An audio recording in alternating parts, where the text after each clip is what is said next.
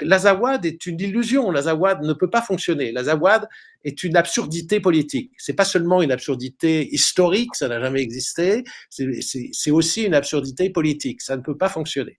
Donc ce qui pourrait fonctionner, c'est une décentralisation raisonnable qui garantisse l'intégrité du Mali. Ça suppose de renégocier quelques articles de l'accord d'Alger qui vont trop loin dans l'autonomie ou dans l'indépendance, et ça suppose aussi de négocier la charte qui était prévue dans l'accord d'Alger, sur laquelle il n'y a jamais eu d'accord depuis 2017. La médiation internationale et l'Algérie sont restées complètement passives, alors qu'ils auraient dû exiger de rédiger cette charte. Cette charte, elle donnait une définition, elle devait permettre de définir l'objectif final recherché. L'objectif final recherché, ça aurait dû être un Mali intègre, garanti dans ses frontières, sans démembrement, mais avec une décentralisation, mais avec un pouvoir de Bamako. Il ne faut pas, par exemple, que les présidents de région soient élus au suffrage universel. Il ne faut pas qu'ils aient le pouvoir juridique complet.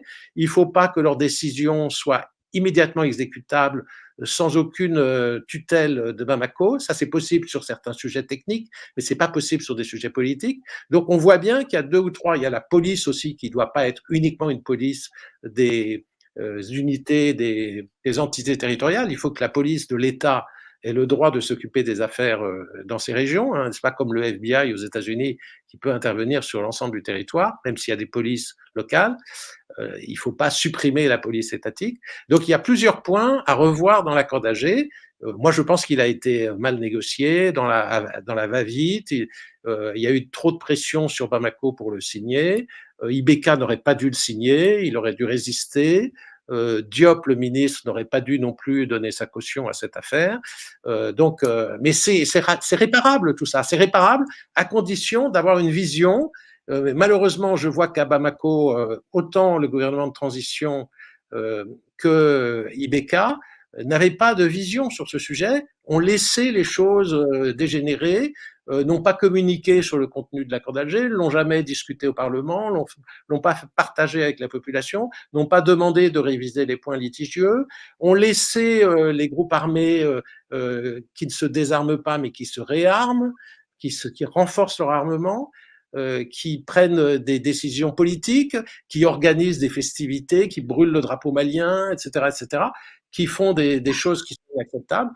Tout ceci s'est créé dans la passivité des autorités de Bamako, la passivité de la médiation, en particulier de l'Algérie, parce qu'elle préside la médiation, mais aussi la passivité du Conseil de sécurité de l'ONU. Et je reconnais que la France aussi est fautive dans cette affaire. Elle ne tire pas du tout les ficelles, comme certains l'imaginent.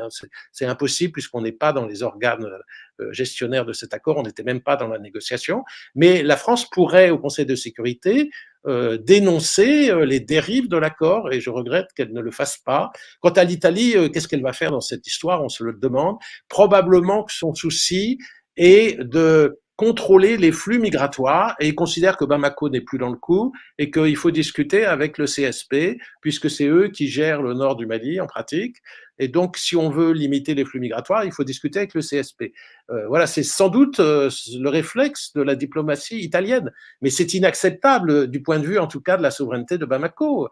Ça, c'est grave. Bamako devrait expulser l'ambassadeur d'Italie, peut-être, plutôt qu'expulser l'ambassadeur de France après une affaire comme ça. Voilà, ça serait une réaction compréhensible, vraiment. C'est une suggestion que je fais. Voilà.